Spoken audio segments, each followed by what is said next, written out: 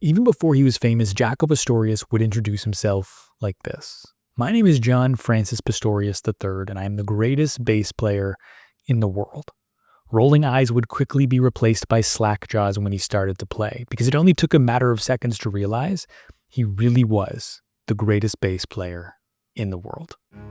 Every human being, across all time and space, we've been hardwired for stories. There are no breaks in this business. You make your breaks. The reason I'm in this room right now is because my music's very dope. Let's try to find something that people remember 20 years later. Break rules. Leave the world more interesting for your being here. Make good art. You're only given a little spark of madness. And if you lose that, you're nothing. Welcome to Artwell. I'm your host, Jacob Kelly. To be like the greats, you have to study the greats. And today, we are studying the greatest bass player of all time, Jaco Pastorius. Jaco was born in Pennsylvania in 1951, but he grew up in Fort Lauderdale, Florida. He started playing in his first band at the age of 13, and by 19, he got his first break with Wayne Cochran and the CC Riders. Wayne Cochran was a soulful singer, and the CC Riders was this huge rhythm and blues band that played with him. And after touring with them around the American South and doing the Las Vegas circuit, Jaco would leave the band and would go back to Florida and would continue to perform with local bands until he was discovered by Bobby Colomby of Blood, Sweat, and Tears. And Bobby Colomby would help Jaco get his first record deal with Epic Records. And he would put out his first album, Jaco Pastorius, which went on to become this revolutionary album that completely changed what people thought was possible with the bass guitar. Shortly after that, he joined the jazz fusion band Weather Report, where he heavily contributed to their most commercially successful record, Heavy Weather. And then shortly after that, he joined Joni Mitchell's band around the time she was getting into jazz music. And Joni Mitchell is actually the reason that we are studying Jaco for this episode. When I was researching Joni for the episode I did on her, Jaco kept coming up when I got to this jazz era of her career. And I was interested in the fact that this guy introduced himself as the greatest bass player in the world. And so I was like, let me go and listen to some of this guy's music. And I listened to the Jaco Pastorius album and I went, wow, like it stopped me in my tracks. I was like, I didn't know the bass could sound like this. I didn't know you could do this with a bass. And I just kind of continued to listen to it every once in a while. And then I was in the middle of a whole separate deep dive and I was realizing, I think not studying Jaco was a missed opportunity. So I wanted to come back and do this episode before picking back up with the deep dive I was in the middle of. And when I say we're going to study this person, I should probably explain how Artwell works.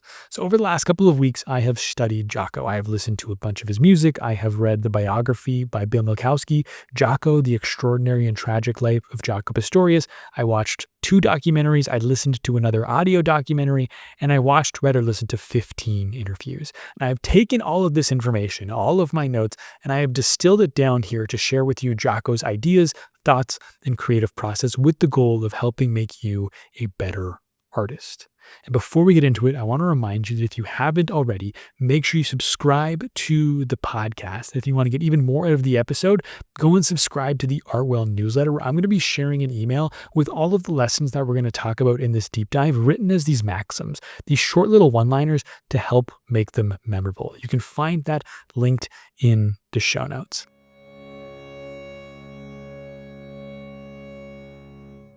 Jaco Pastorius was not destined to be a great bass player. In fact, he wasn't even destined to be a bass player, a musician without question. He grew up around music. His dad was a musician. He was a drummer and a singer in a band.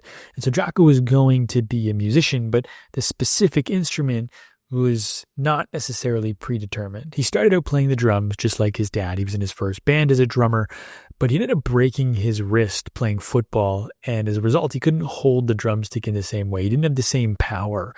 And as a result, he had to change his instrument kind of willingly, somewhat unwillingly. The band that he was in came to him and was like, look, Jaco, you can't play the drums anymore in the same way. Like you're not our drummer. You're going to get kicked off the drum set.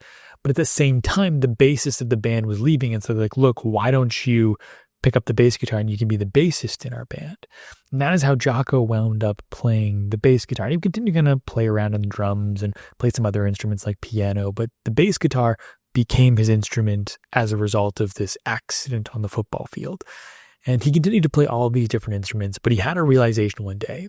He was like, I was playing like 5 instruments and I was pretty good on all of them, but I wasn't really good on any of them. I mean, there's no way you can play that many instruments at a time. I had to concentrate on just one. I finally realized that in order to do something really well, I'd have to settle on one instrument. There's a couple of interesting ideas in there. I mean, the obvious one is like, look, in order to achieve a certain level of mastery on an instrument or whatever your art form is, it's going to require focus. I've been talking about this for a while on this show. James Cameron said, you can't keep one foot in directing and one foot in cabinet making. You have to be all in. And that is the realization that Jaco came to here, was in order for him to become really good, he'd have to focus. I think that's the second thing that's interesting, right? Like, you can reach a certain level of proficiency where you're pretty good at a lot of things. Jaco was pretty good at like 5 different instruments, but he wasn't really good on any of them.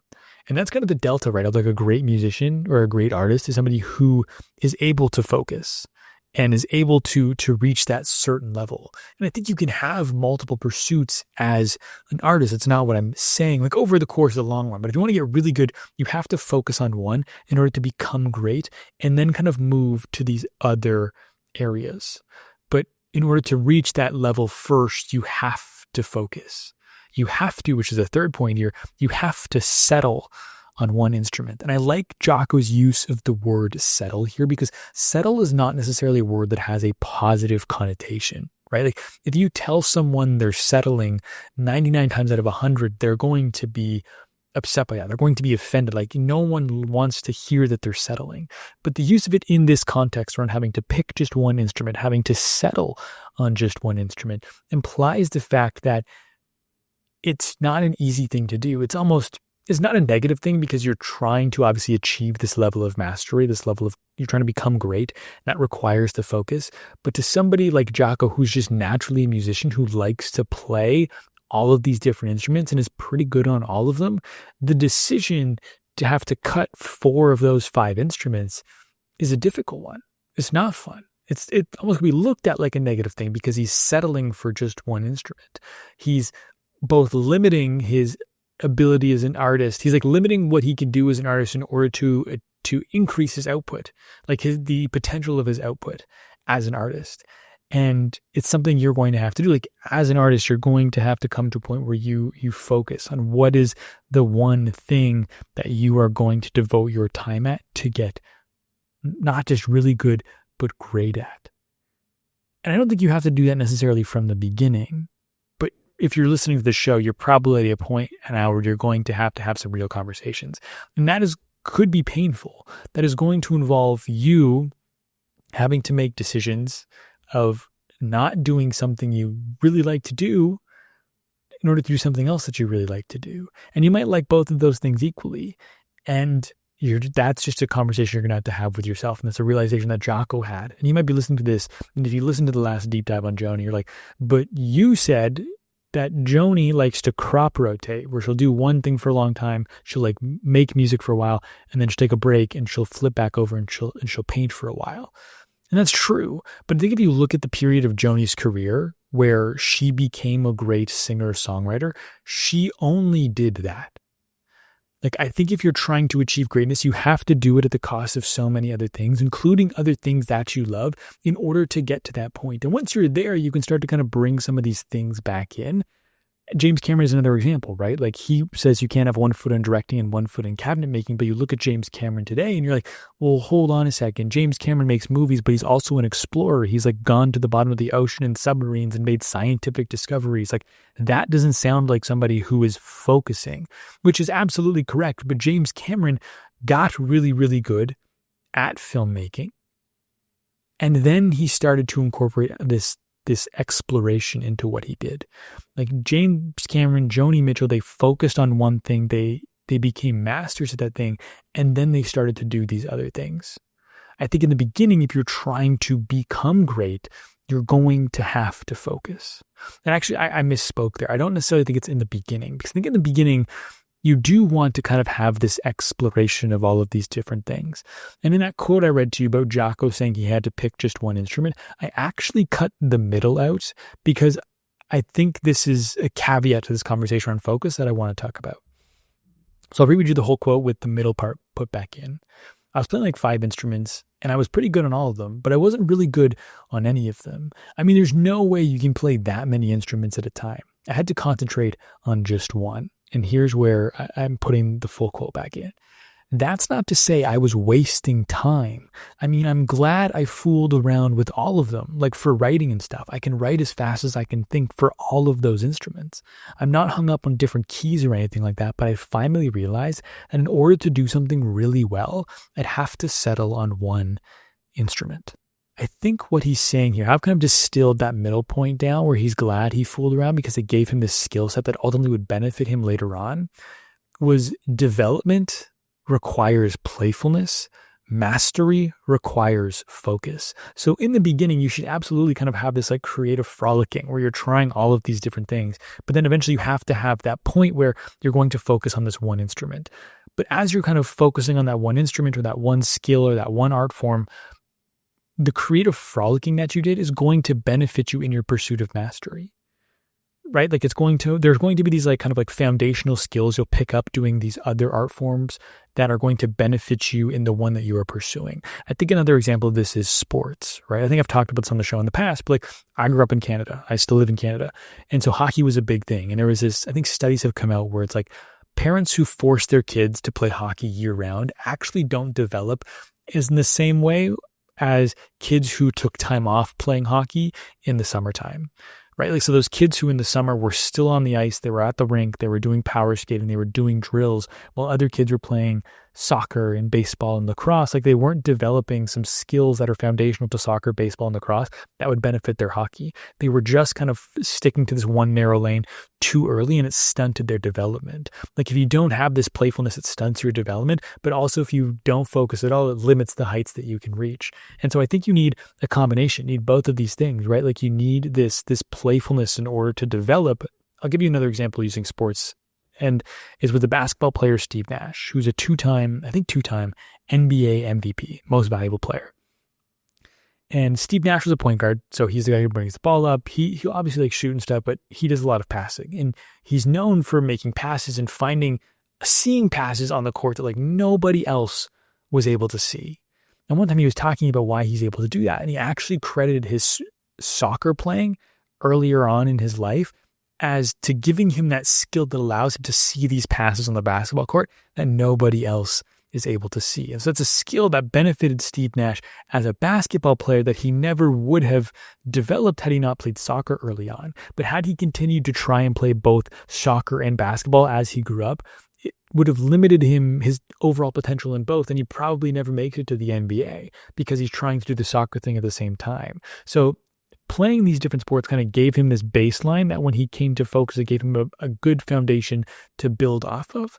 And so development requires playfulness, mastery requires focus. And focus isn't just about choosing one thing, right? Like it's about giving your all to that one thing. It's doing that one thing at the cost of everything else, but it's also when you're doing that thing, like you are fully invested. Right? Like you could say, like Jaco could have said, I'm just choosing the bass. And he would have just played the bass and nothing else. But if he didn't like really focus on the bass and like give everything he had to getting better at the bass, he doesn't become the greatest bassist of all time. So when you make this decision of like, I'm going to go all in on this thing, that means you're going to go all in. And when you're doing that thing, you're going to give everything you have to it. After his time with Wayne Cochran and the CC Riders, I practiced for a couple of years, maybe even just 1 year, but pretty hard.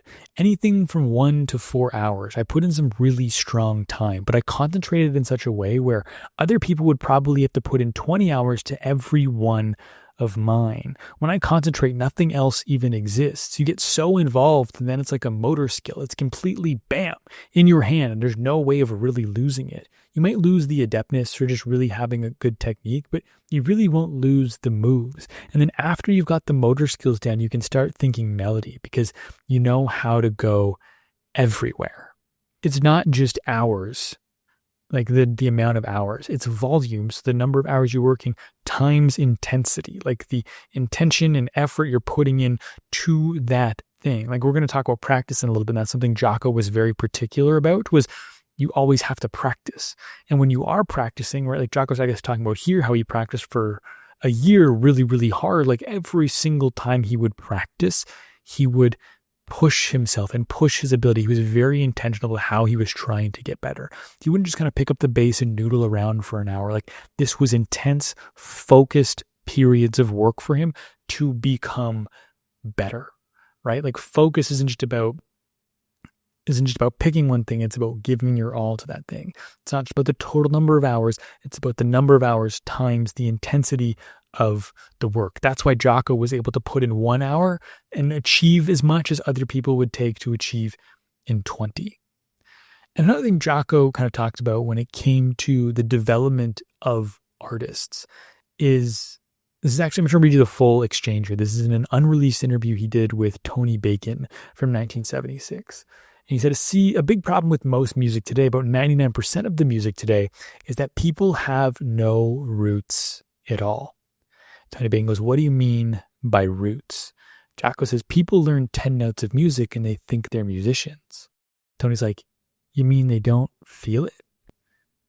Jaco goes, no, they don't know it. They don't whatever. They don't feel it. They don't know it. They don't have the potential to even feel it. In other words, if you learn 10 chords on a guitar, then you go and you think you're a musician and make a hit record, you see, that's just a joke. That's because music companies are doing that now. They're taking anything and making something out of it, which is a joke.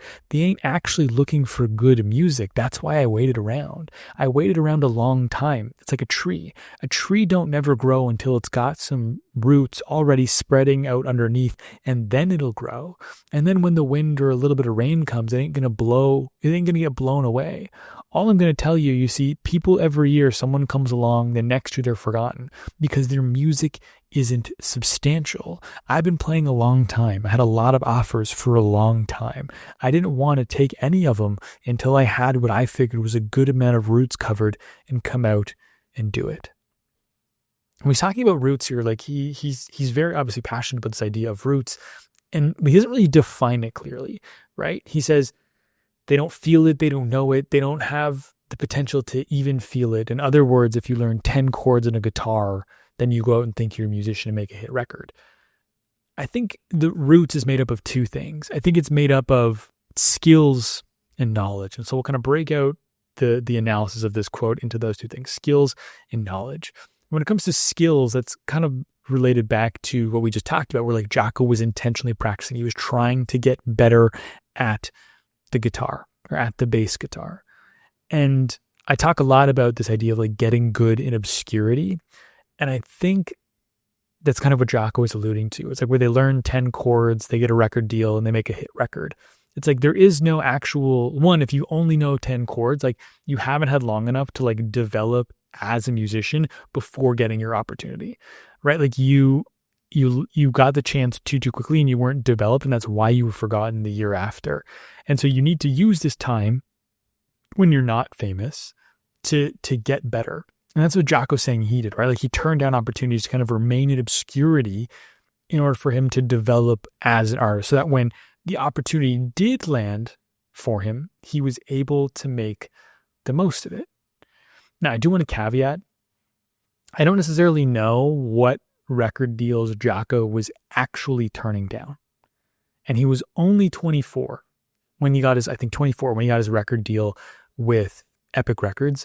So it's not like he'd been waiting around for 20 years for the right opportunity, but I don't necessarily think he was getting these like huge record deals that he was like turning down. So that could be him kind of in hindsight talking about these things. But even if there was no deal that he, like big deal that came his way that he turned down, he still practiced and he continued to learn incrementally. So by the time he did get his shot, he was able to make the most of it. Right? Like his debut album was this groundbreaking album. It is a classic album today. And I think that in some cases, right, like Jaco was saying, you learn 10 chords, you get a record deal, whatever. But for the most part, practice, which is getting better, is how you're going to get found, It is how you're going to make the most of the opportunity when you do get found, and it is how you are going to stick around after that opportunity. Right? Like when I say get good in obscurity, what you're doing is you're developing the skill set in order to make the most of the opportunity when you receive it, so that it is not the only opportunity you are going to be given. That is why practice is so, so, so important. That is why if you're not famous, quote unquote, if you're not given the opportunities you think you deserve as an artist right now, that means you just aren't given the opportunity to continue to develop before people are actually watching. Because practice, getting good in obscurity, is what is going to allow you to get good. It allows you to get good when nobody's watching, so that when they do start watching, you can make the most of it. And even like if we talk about Jaco's record, right? Like it's this groundbreaking, revolutionary album. It was only recorded in like 5 or 6 sessions. Like they didn't have a lot of, like didn't have a huge kick at the can for this, right? Like they had to show up in the studio ready to record. Like they only had a certain amount of hours. We'll say even if they're doing 8 hours in the studio, which I don't know if that's true, that means at most they're doing 48 hours, which might sound like a lot, but some albums are made over weeks and months, and they were recorded over 5 to 6 sessions. And these weren't back to back either. They'd be like 1 or 2 here, and then Bobby Columbia would have to go on tour with Blood, Sweat, and Tears. So he'd come back a couple months later and they do a couple more. And so they were able to make the most of every single one of these individual days that they were recording this album. And what resulted was this, again, phenomenal record. But that was only possible because of the practice that Jaco had put in the years leading up to that opportunity. And the other side of things here is, so when it comes to your roots, so there's the skill set. It's just developing the craft, right? Like the ability to do the thing at a really high level. The other thing is knowledge. And I think that, so knowledge, really kind of what knowledge is what came before. Like, do you have an understanding of musical history? Do you know songs have been played? And I think there's this idea a lot of nothing is original, right? And I'm kind of like taking a bit of a tangent here, but a lot of people think the goal of an artist is to be original, right? To create something that no one's ever seen before. And I don't necessarily agree with that. I think the ambition of the artist is not to reinvent the wheel. It's to make the wheel better. Like you're not trying to tear down everything that came before. Like we've gotten pretty good at making music. We've gotten pretty good at making movies. We've gotten pretty good at making art, at like making paintings. Like people have been doing this for decades, centuries, millennia in some cases, like collectively. We figured out what works. We figured out the rules of art, quote unquote, that we don't have to reinvent it every single time. The goal is not to reinvent the wheel. The goal is to make the wheel better. You do not want to recreate what came before. You don't want to ignore what came before, but you do want to build off of what came before. And you can't build upon what came before if you don't know what came before. And so that is the other half of your roots is, again, it's the technical ability, but also the knowledge to understand the history you are building upon as an artist. And I think a perfect example of this is the idea of like nothing is original, but that's besides the point because that's not the point, is Jaco. Again, I've mentioned it multiple times here. The Jaco Pastorius album, his debut album, is revolutionary. The opening song on that album is Donna Lee, which is a Charlie Parker song recorded on saxophone in 1947, almost 30 years before Jaco recorded it on the bass. That song today is like a classic song that bass guitarists want to learn. That doesn't happen if Jaco hasn't done the homework, if he doesn't have the knowledge of what came before. Like that is Jaco's roots. It is the technical ability and the understanding, the knowledge that he acquired just over the years of listening to the history of music. And that is what your roots are. But the thing is, knowledge means nothing. Knowledge and skill, right? Your roots mean nothing if it is not applied. Jaco was asked in terms of studying. He said, what else did you study and how does this all come together under the heading of musicianship? Jaco thought for a minute and he said, work. You're just staying out there. In other words, applying it. You'll never be practicing is necessary in order to achieve mastery, but you will never achieve mastery if you only practice. You have to put in the work. There are certain things that you will never ever develop as an artist if you aren't actually doing the thing. Like in Jaco's case, he said he got his endurance from gigging. You know, when he was with Wayne Cochran and the CC Riders, they were doing 5 one-hour shows a night, 6 nights a week. So Jaco was doing 30 performances every single week. And he developed his endurance just from doing this. He could play and play and play. And there's like certain skills and certain pieces of knowledge you'll never, ever be able to actually acquire unless you're doing the thing, right? Like you have to put the practice into practice. Like you have to actually do the thing, right? Like I have been studying artists for a couple of years now. I've studied multiple filmmakers. I will walk onto a movie set and there will be things that I just won't know how to do because I've never actually been on a movie set. I've talked about it. This is a lot of theory, but there's something different about actually doing the thing. And you will never become a master if you only practice. I'll give you an example with podcasting. I have done hundreds of interviews in my life. I have prepped for every single one of those interviews extensively.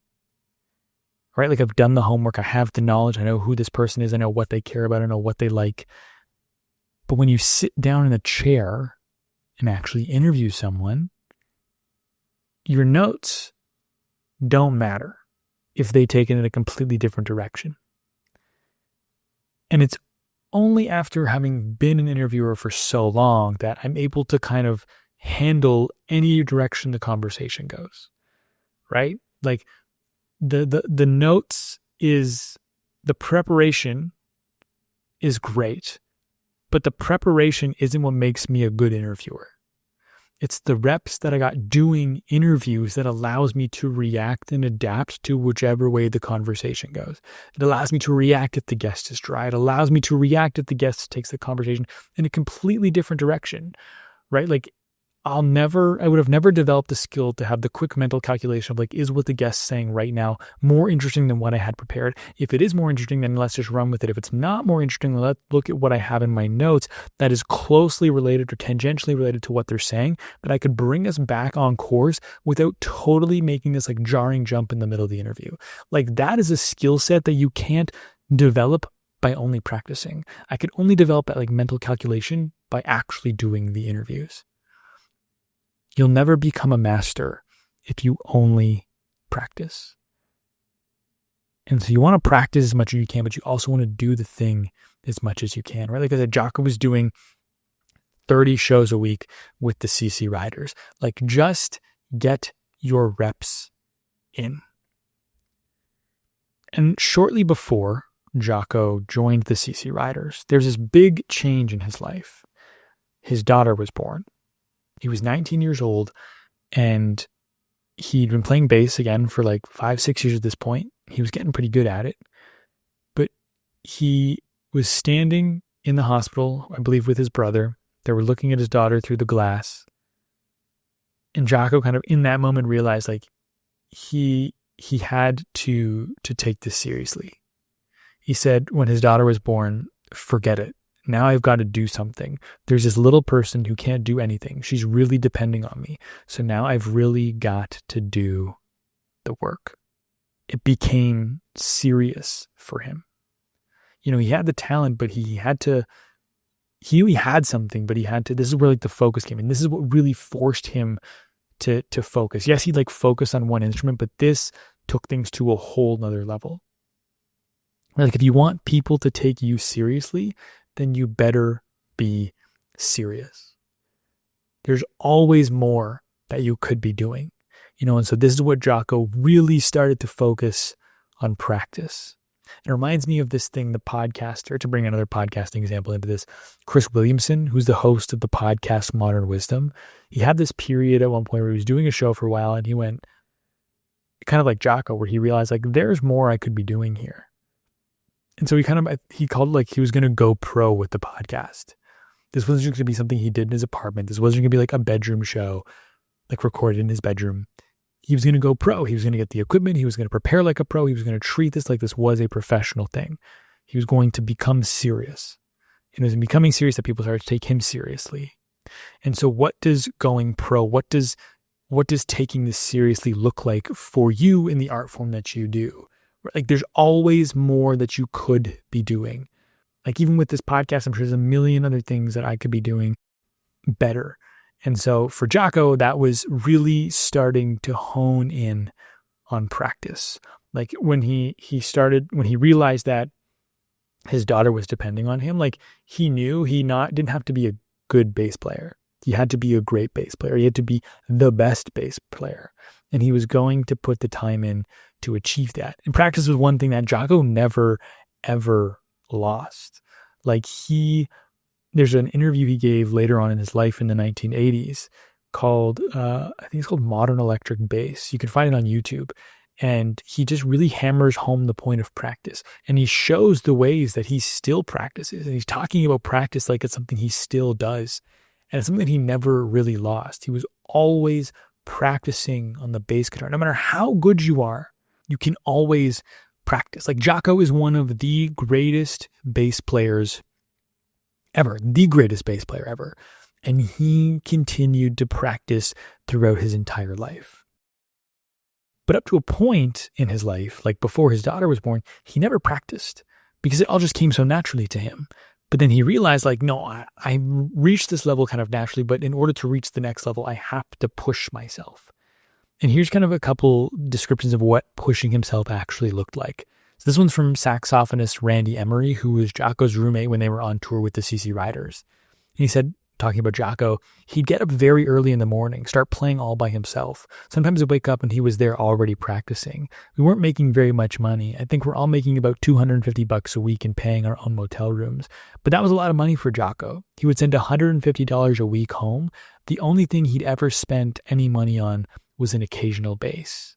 And in his biography, Bill Milkowski wrote, besides playing the demanding 5-hour shows every night, he practiced on the bus as the band traveled from town to town. He had the bass in his hands constantly, recalls Brent, who was part of the band. And he had this little practice amp with headphones so he could sit there and work out new ideas without disturbing anybody. Like that, to me, it's like, it's not necessarily focus. I don't think focus is the right word. I think it's obsession. You have to obsess over becoming better. How could you be better? How could you be different? What are these new ideas you could work out by doing the thing? Like Jaco was obsessive. And so maybe that's the wrong framing. Is like, what does this look like if you were going pro? Maybe the question is, what does this look like if you were to obsess over it? And I mean truly obsessed. Like we could all say we're obsessed with our thing. Like I'm obsessed with podcasting. But like if I was truly to obsess over this thing to the point where it was almost a detriment, what would that look like? Like I think about my day here. Like I woke up, I went to the gym, I went to work, I came home, I cooked dinner for myself and my fiance, I cleaned up the kitchen, then I kind of set up here and I started recording. By the time I started recording, it was like after 8 o'clock. If I was obsessed with this, my day probably looks like truly obsessed. I think that day looks different, right? Like I think I probably start recording this sooner.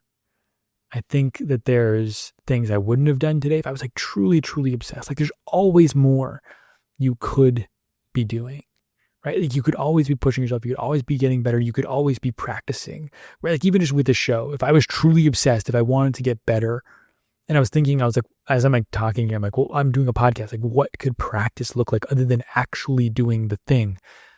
I could hire a speech coach.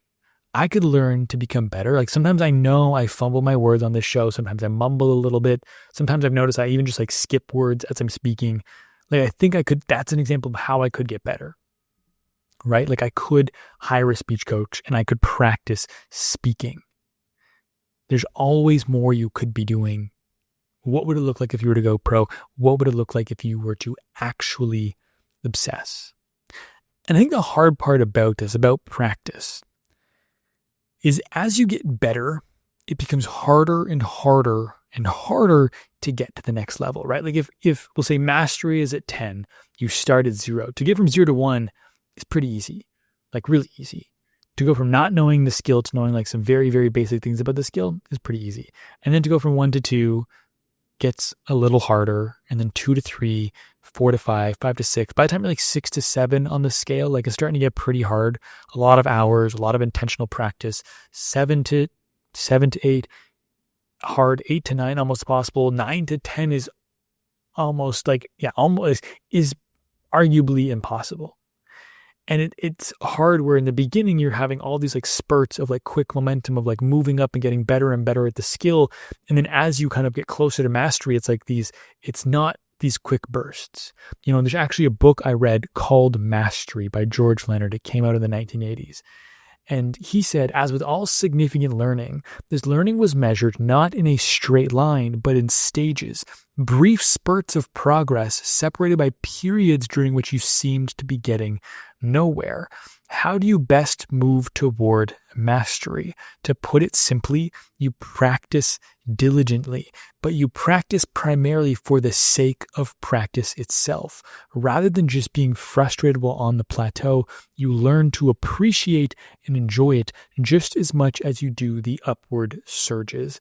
And what he's saying here is by you practice diligently. You practice primarily for the sake of the practice itself. Is you're not necessarily practicing to get better. You're practicing just to do the thing again, to get more reps in. You're falling in love with the reps as much as you are falling in love with the progress, because as you get better, the amount of work and the amount of time, even if you're focusing just like Jaco Pastorius, the amount of time it takes to get to that next level, once you've achieved like a certain level of competency, is going to take you so much longer and so much more effort. Like, let me put it this way. In order to get from 1 to 2, so from 0 to 1, it's going to take you a certain amount of effort, right? And then to get from 1 to 2, it's going to take you twice as much as it took you to get from 1 to 2, from 0 to 1. And then from 2 to 3, it's going to take just as much effort as it took to get from 0 to 2 to get from 2 to 3. And then to get from 3 to 4, it's going to take just as much effort as it took you to get from 0 to 3 to get from 3 to 4. And then to go from 4 to 5, it's going to take you just as much effort to move up incrementally that 1 as it did to go all the way from 0 to 4. And so every single time you're trying to move to that next level, it's going to take as much effort as it took you to reach all the way to where you are now. And so you can imagine as you continue to play that out and get higher and higher and higher, the total time it takes you to get to that next level and the amount of effort required is the total summation of all the effort you've put in up to that point. And I think because of the nature of how this works, practice does not necessarily come naturally to those with natural talent. Because if you start out naturally, we'll say if the scale is 1 to 10, if you start out naturally at 0, you're going to get progress 0 to 1 pretty easily. And then you're kind of going to have this idea of practice. Like, this isn't naturally like I have to work at this thing. So if I'm going to get from 1 to 2, I'm going to have to put in all of this effort to get to 2. And you're going to start to build up an understanding of the amount of work that's required to get to the next level, Versus if you're somebody with natural talent and you start out at a 4 naturally on this imaginary scale of 1 to 10, you're not going to have any like context on the amount of work and the amount of time it's required to get to the next level, because you were just naturally born at 4. Versus the person who starts at 0, by the time they get to 4, they've already put in the work. They understand what's required to get to that next level, and they will continue putting in that work because they've kind of built up the conditioning to do so. Versus the person who is naturally talented hasn't had to work for it. So they have no context. They have no conditioning for putting in the work. And so therefore they have no understanding of how to do so. And that's why sometimes when you have natural talent, like there's that cliche saying, right? Like hard work beats talent when talent doesn't work hard, right? Cliche, whatever. But that's because talent has never had to put the work in before. So they don't almost it's not that they don't know how, but they just don't, again, they don't have the conditioning to do so. And Jaco even hit on this, right? I think he is the anomaly, right? He is the person who had the talent but put the work in. And because he had the talent and he put the work in, he became the greatest bass player of all time. But that's not the case for most people. But Jaco was saying, like, you've got to put in lots of hours because, like I said, you get fed up, especially for the young players that can already play, right? Like, you get fed up putting in the long hours because you can already do the thing. Like, why would you spend time to try to get better when you're already good, right?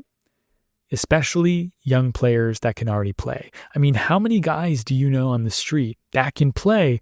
And you say, how's your reading? And they go, oh, well, I can read a little bit. What do you mean a little bit? Man, if a guy says that, you know he can't read. You know what I mean? I mean, you got to sit down and practice. It's hard. I mean, I used to spend hours a day just with like any book I could get a hold of, treble clef, any clef, bass clef, of course, and just any type of music I can get my hands on just to get it in. Those who never stop learning never stop getting better. And those who never stop getting better never disappear. Jaco never stopped learning. He continued to get better at the bass guitar up to a point, we're going to talk about that. But while he was mentally well, Jaco Pastorius never stopped learning. He continued to push himself and get better. Another example of this is the director, George Miller. Like, as somebody who has studied George Miller for hours upon hours upon hours, he is one of the greatest storytellers on this planet today. Like, his understanding of story is so incredibly deep. And what's crazy is he hasn't stopped trying to learn more about storytelling. Right? Like, there's this quote of his where it's like, I could study storytelling for 1,000 years and I'd still never master it. And there's the obvious takeaway there of there's just so much to learn. Like, you can always be learning. But what's kind of like the subtext of that quote is like, George Miller wants to study storytelling for 1,000 years. He loves this thing so much. He wants to get better at it.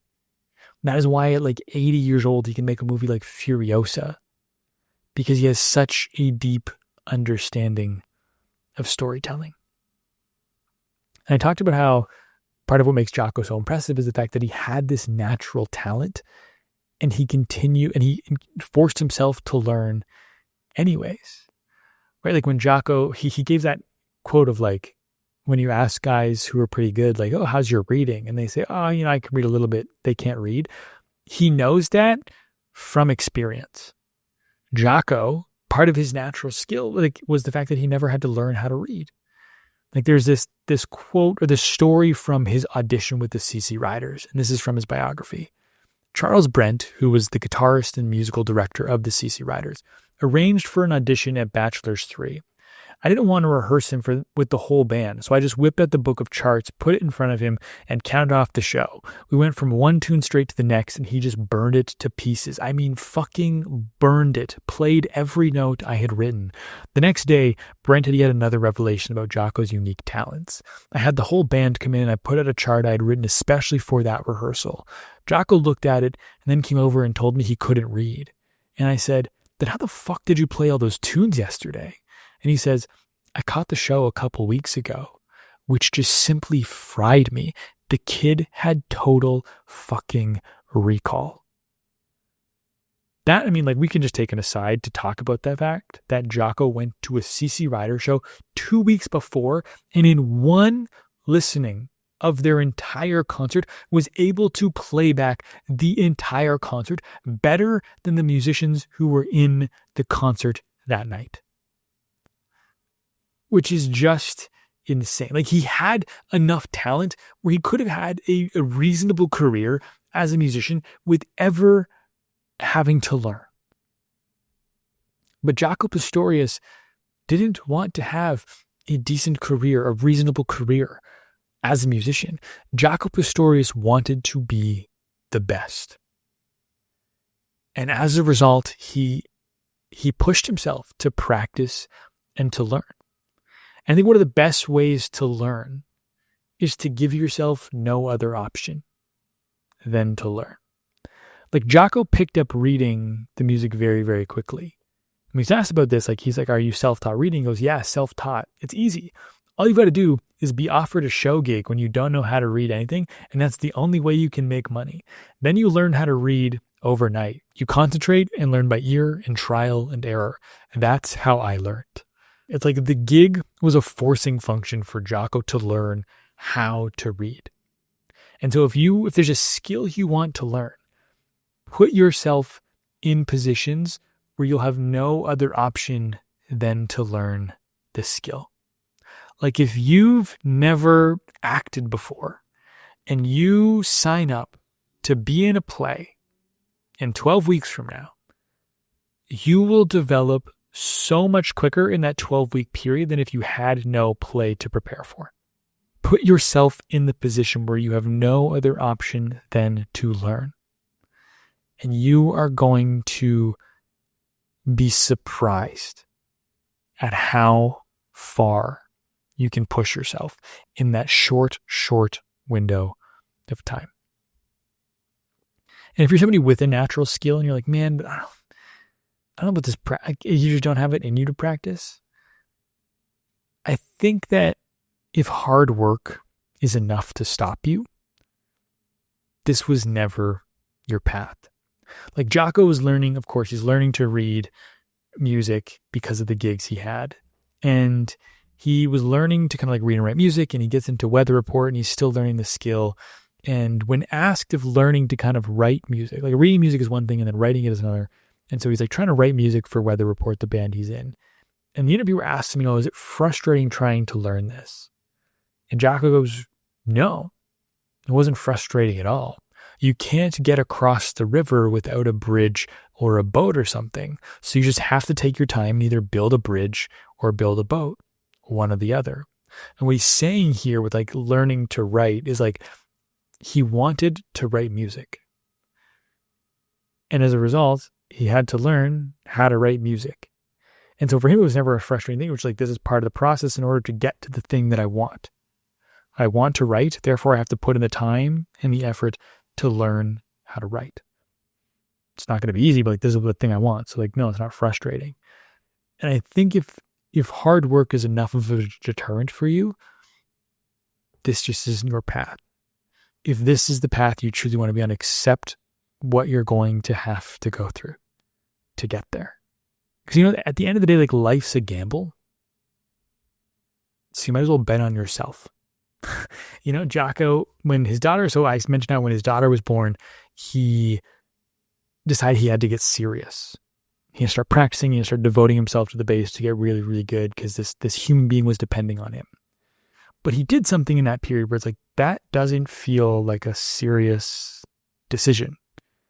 Or like the responsible decision, we'll say. Because like getting serious feels like a responsible thing to do. But in the lead up to his daughter being born, Jaco had $700 saved up in his bank. And he's going to use that $700 now for the birth of his daughter, for the crib, for food, for whatever. And he took that $700 and he spent all of it down to zero. And he spent it on a new amp for his guitar. But to Jaco, that made perfectly logical sense and was a part of getting serious. Because the better amp was going to allow him to get heard, which he believed was going to allow him to get more opportunities. And he proved himself right because by the time his daughter was born, he had already made back $500. So he wasn't fully back to the $700, but that was his savings up to that point. And in the 9 months, not even 9 months, up to when he bought that amp to the time his daughter was born, he'd already made $500 back, which means his earning potential with the bass was now significantly greater than what it was before the amp. So he had $700, but that $700 was going to run out versus now because of this amp, he could continually make money and replenish that $700 ongoing. It might have seemed like a risk, right? Like that's a big gamble, but like I said, so is life. And I Googled what gamble is. Like when I'm saying life's a gamble, bet on yourself, whatever. To gamble is to play a game of chance for money or bet on the outcome of a future event. And so when I say bet on yourself, I mean bet on what you think. When I say bet on yourself, I mean put money in places that is going to benefit you in the future? Or like what is going to improve your odds in the future? Like Jaco put down $700 for this new amp, and that's betting on himself. Like he's betting if he spends this $700 now, it's going to lead to more money in the future. And if you want to know what you care about, two things, I guess. One, are you spending money to help move you towards your goals? That's all I'm saying when I say bet on yourself. Spend money, put money at places now where you think is going to yield better results for you in the future. If you want to be a podcaster, if you are a podcaster and you want to get better, how are you spending your money to get better as a podcaster? Right? I could be buying more gear. I could buy a new microphone. I could get a Shure SM7B. I could buy a new camera. I've had this camera for almost 10 years. I could buy new lighting. There's all these things I could be buying. Or even I talked about earlier, like I could hire a speech coach to improve how I speak and become more articulate in the way that I speak. Because really, it's like, if you want to know what you truly care about, right? Like we talked about this idea of obsession. If you're obsessed with something, you're going to spend your money on that thing. Because that's what you care about. If you obsess with something, that's what you truly care about. And if you want to see what you truly care about, look where you spend your money. Are you spending more money on going out to eat than you are towards your goals? If the answer to that question is yes, I think we need to have a serious conversation about whether or not you're taking this seriously enough.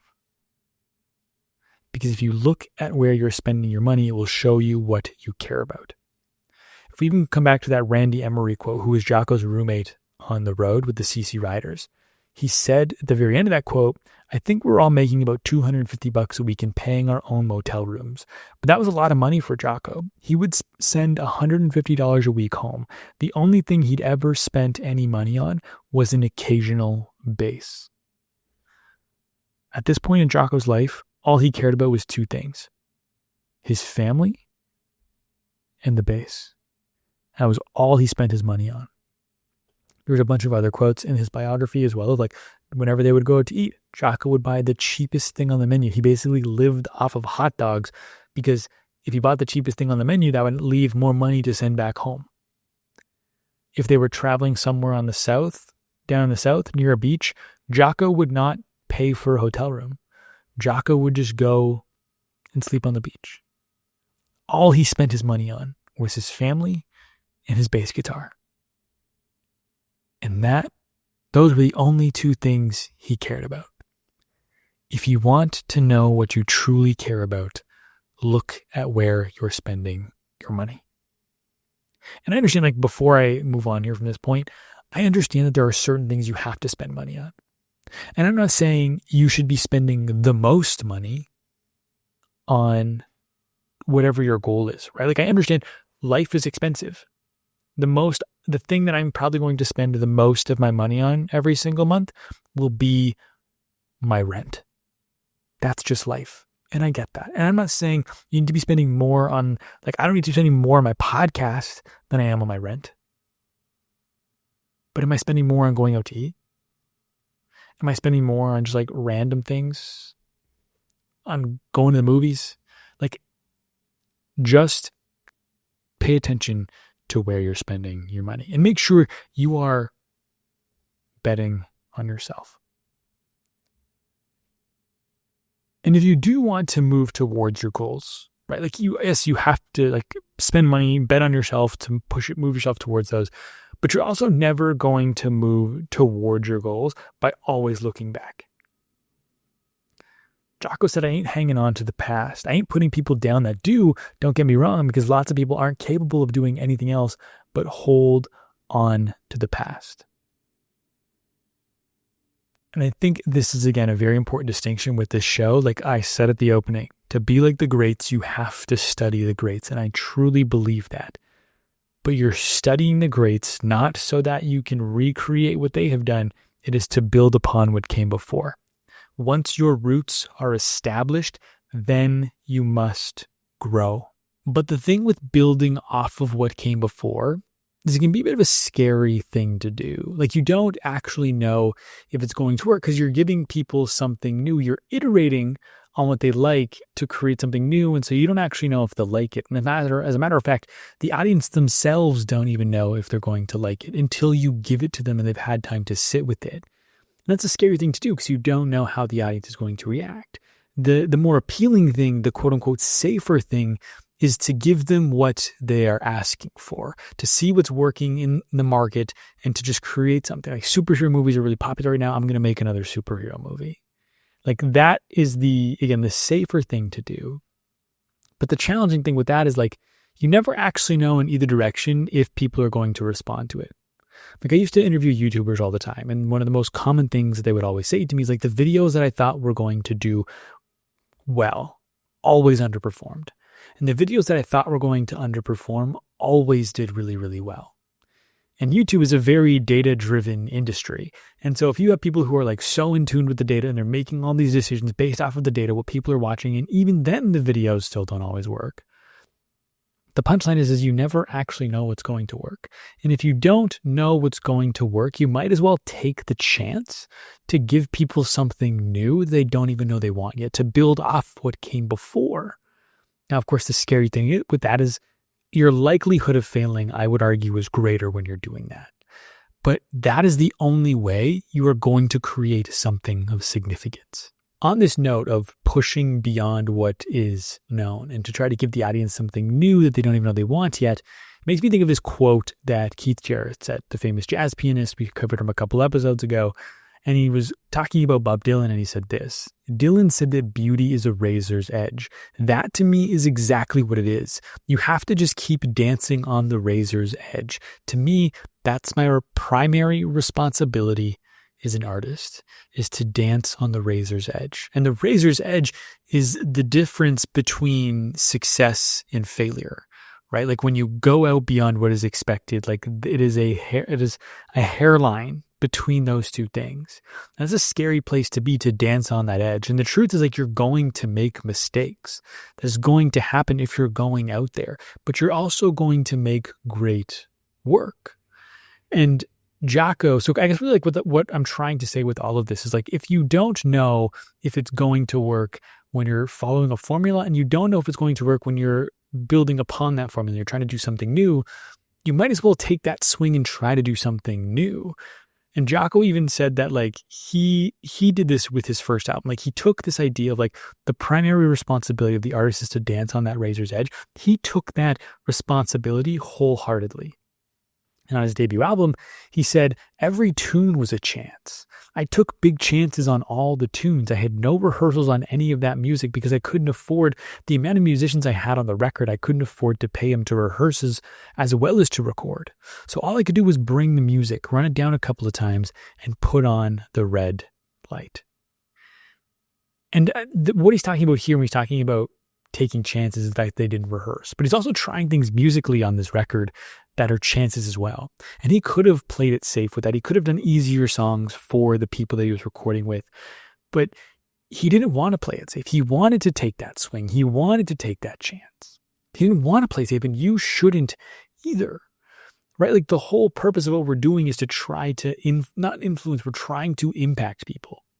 Right? Like, if you do art well, you're taking a piece of your soul, you're putting it, what you're making, you're putting that into the world. And if it resonates with people, they're going to take that art, they're going to take that piece of your soul and make it a part of their own. And you're not going to do that by following a formula. You're going to do that by pushing beyond. The role of the artist is to push the culture forward, and you're not going to do that if you're not pushing any boundaries. Jaco, on his first record, was pushing what was possible with the bass guitar. It could have gone terribly.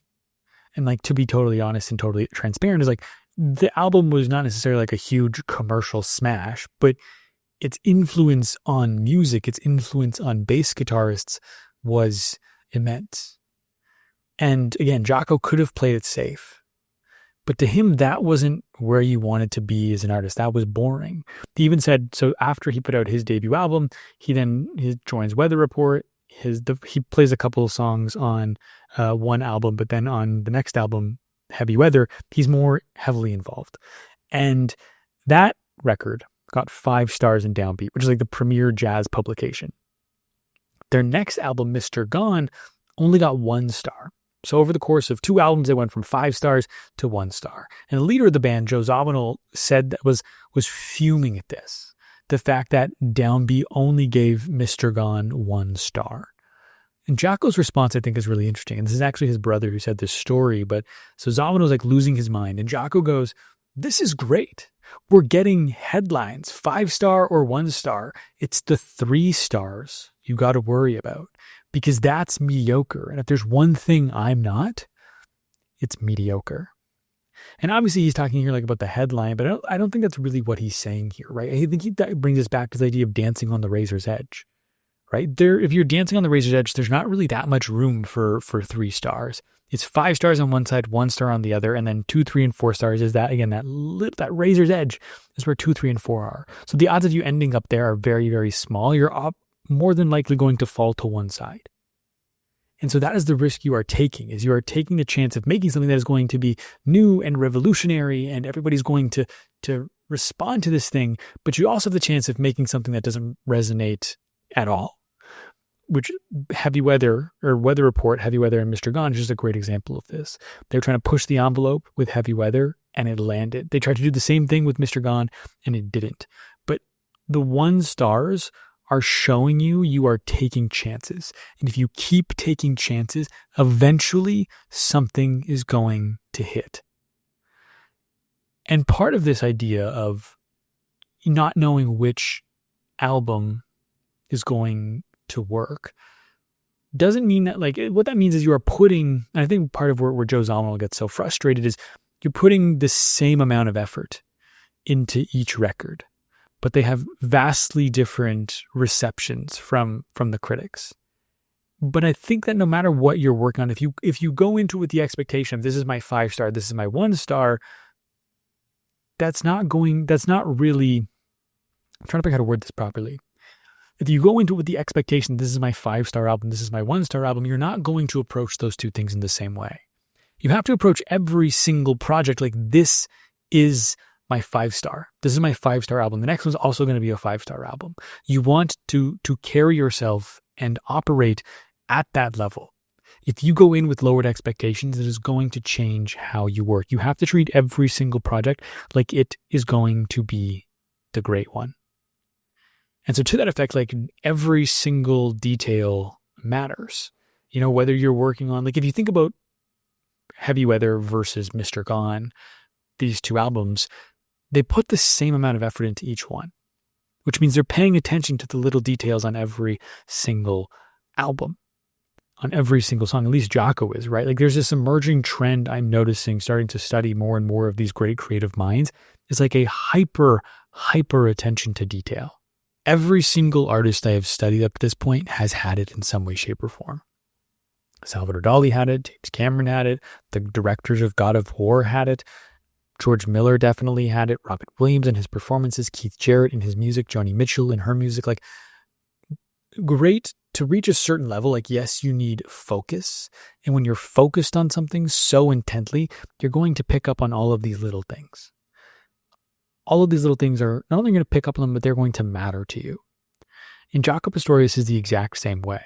Like he said, when he was playing his music, no matter how fast I'm playing, I'm thinking of each note as it goes by and really trying to get the most out of each note. It's not just a matter of being aware of the details. It's figuring out how can you maximize each and every detail. How can you get the most out of it? That's what Jaco was doing with each and every note that he played. And when it came to playing his instrument, this little detail that he paid attention to that really stood out to me was that he kept his fingernails in pristine condition. He carried an emery board everywhere he went, and he was constantly working on his nails. And he was doing so because he knew if his nails were in a bad way, it would impact the way he played the instrument, it would impact the way the instrument sounded. And to him, that was just unacceptable. He had to make sure that not only was he trying to get the most out of every single note, that his hands were in the condition in order to be able to do so. And those are just like little things that you don't think about. unless you are obsessed with this thing, unless you are focused on this thing and you are on this path towards mastery. That's one of those things that you are going to pick up on the more hours you put in. That's not something a beginner is thinking about. And another place Jaco was very much paying attention to the details was when mixing his music. I heard a lot of different stories in the research of like how precise he was in the studio, how hard he worked mixing his music because he wanted to get it just right. Like he had this vision for what his music was supposed to sound like, and he would work and work and work at it until he got it. And that is something that any artist is going to have to do. Like trying to take an idea from your head and bring it into the world is an incredibly difficult thing to do, to get it in the shape it looks like in your head. Because when you're in trying to bring an idea to life, there's going to be 1,000,001 things that is going to try and shape it and mold it and change it. And it is your responsibility as an artist to fight for that vision above all else. Above time, in some cases above money. I have an example here. When Jaco was working on his Word of Mouth album, so after he leaves Weather Report, he starts his own band called Word of Mouth. And it's this big band. He's going to come out and make a big bang because he's leaving Weather Report, this really popular jazz fusion band. So he's got to make a splash with his record. And so he's working on this Word of Mouth album with his Word of Mouth band. And Peter Yiannailos is the engineer for that record. And he said, we hired a 31-piece string section from the Los Angeles Philharmonic to play the charts for John and Mary and 3 Views of a Secret, which are 2 songs on the album. It cost about $9,000, and we ended up erasing all the tracks because Jaco was not satisfied with their performance. He felt they just didn't have the soul and commitment he was looking for. Later, we ended up getting 7 of the best players from that session and having them overdubbed to create a 63-piece section. It was 5 hours of nonstop work, 9 overdubs per person, and in the end, Jaco finally got what he was looking for. That's the kind of perfectionist he was in the studio. I think what's interesting is to talk about why he is such a perfectionist. Like, yes, he obviously has his vision. He wants his vision out into the world. But I think what Jaco inherently realized was that you're working on the art right now, but the art lives forever. Like Alex Acuna, who was the drummer in Weather Report, said about Jaco, he knew how serious it is to leave a piece of your soul in a recording because it's going to stay there forever. It's so easy to give up when you're making your art and you've reached a point, you've been working on it forever, and you just want to put it out there, so you give up and you just put it out there. But the recordings live forever, relatively, obviously. But they're going to outlast the moment they are being made in. So you better make sure that in that moment when you want to give up, you have to have the understanding of, like, if you leave something that you know you could have fixed, that is going to nag at you forever. George Miller, the director of Mad Max. And again, Mad Max is Jaco's a revolutionary bassist. The first Mad Max movie was a revolutionary action film. It is a beloved film by many people all around the world. George Miller refuses to watch it. He made the movie. The reason for that is because when he watches it, he says all he sees are its mistakes and its flaws. And he doesn't want to subject himself to that because all he would think about is how he could have done this better and that better and this better. And obviously there's certain things, like when he's making that movie, it's his first feature film. And so there's going to be just things he didn't know. He didn't have the reps in yet to know how to do certain things. And so obviously he's going to have skills and ability now, 60 years, 50 years later, than he did when he made the movie. But there might be things that he knows he could have done better at the time. And your goal as an artist is to make sure that when you're putting your work into the world, you're doing so knowing there's nothing else in that moment you could have changed to make it better. Because you make your art right now, but your art lives forever. And this is why Jaco took his albums so seriously, why he mixed them so precisely. And even though on something like his Jaco Pastorius record, where they recorded it over 5 or 6 days, they didn't have time to rehearse, they just had time to record, he still took it seriously. Because even though he couldn't rehearse with everybody, that didn't mean he wasn't going to practice. When he did the Modern Electric Bass recording, which again was like this educational video he made in the mid 80s, he talked about how he'd practiced all week leading up to that to make sure he had the technique down. He could do the things he wanted to do. And whenever he had a recording coming up, he would practice diligently for the week leading up to it to make sure he was ready when he got to the studio. He said performing was different. Performing, he actually didn't want to practice whatsoever, but if he knew that a recording was coming up, he had to be ready. He wanted to make the most of that opportunity, and so he would make sure he did the practice to get there. But I actually want to talk about his performing, because when I say he practiced for a recording but not for performance, that doesn't mean that he didn't take his performing seriously. He did, and it's actually his performing that built his reputation with audiences. Jaco was wild on stage. He was like the bad boy of jazz music. He would throw his guitar around. He would do jumps and flips and spins on stage. He would put baby powder on the stage so he could slide around. Like, he was building a reputation as a performer to go and see. Like Charles Shar Murray from the BBC in that audio documentary I listened to about Jaco said audiences came to hear Weather Report, but they came to see Jaco. Like, he not only was talented, but he was a spectacle. He drew you in with style and kept you around with substance. And Robin Williams was the exact same way in this idea of people came to see Robin for the spectacle that was Robin Williams.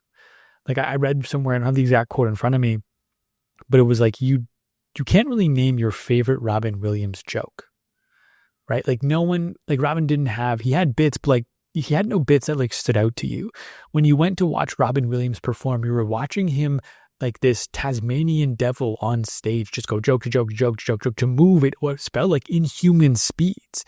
You went to see Robin Williams, and it was funny. I'm not diminishing his humor and his ability to be funny, but what I'm saying is, he drew you in with the spectacle. And that's what Jaco was doing here. He drew you in with the spectacle. And then once you heard him play the bass guitar, you were blown away. And this is this carryover thing. The way in which he performed, I think, is a carryover from his time with Wayne Cochran and the CC Riders. Wayne Cochran had this philosophy that if you walked off stage with any energy whatsoever, you didn't give your all. Wayne said you had to be the baddest to ever live. And Jaco brought this philosophy. He carried it with him throughout his career. He was a spectacle. And I want to talk about why Jaco didn't practice for his performances in the same way he would practice for a recording.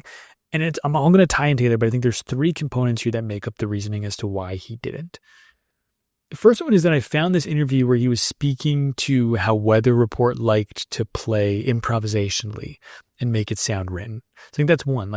Weather Report was very improvisational on stage. And I think Jaco and how he performed, the spectacle of him was also improvised. It wasn't a rehearsed thing that he did. He kind of just felt the moment, felt the music, fed off the audience and did things. There wasn't necessarily a rehearsed performance. He was just reacting to the moment. Secondly, Joe Zawinul, again, the leader of Weather Report, said that Jaco came up to him one day and he said he was running out of licks. And a lick is a short, recognizable piece of music. So when you're improvising, in this context, they have bits of music that they know, and the way that they string them together is not planned. But what Joe Zawinul said to Jaco was, if you don't play any licks, you can't run out of them. Which is kind of like how Keith Jarrett improvised. Keith Jarrett, the jazz pianist, would go on stage for 60 minutes, an hour and a half sometimes, at a time, and completely improvise the music. It was brand new music that he was composing live and on the spot. And I think that's kind of what Joe Zawinul is alluding to here with Jaco, where he's saying, if you're not falling back into patterns, you won't have any patterns to fall back into, right? If you don't have licks, you can't run out of them. If you're just playing music in the moment, it doesn't matter what licks you have. And so with this idea of not having any kind of rehearsed material that you're bringing to this stage, practice would actually get in the way of that. Because if you're practicing licks, that's probably what you're going to fall back on stage.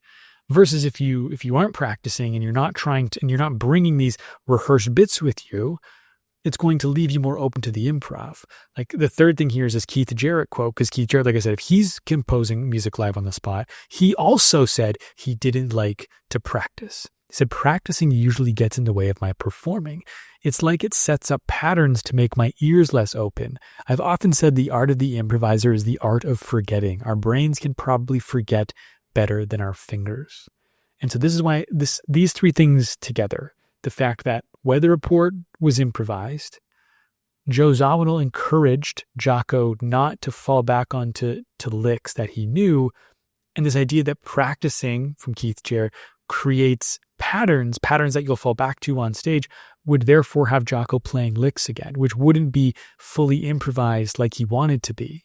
And so that's why he wasn't practicing for his performance. It allowed him to be more open to the improv by not developing these patterns and routines by practicing too much.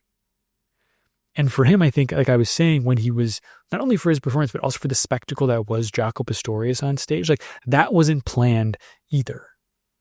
And his biographer, Bill Malkowski, said there was no one else in jazz, with the possible exception of Sun Ra, who had a theatrical streak and such a desire to entertain.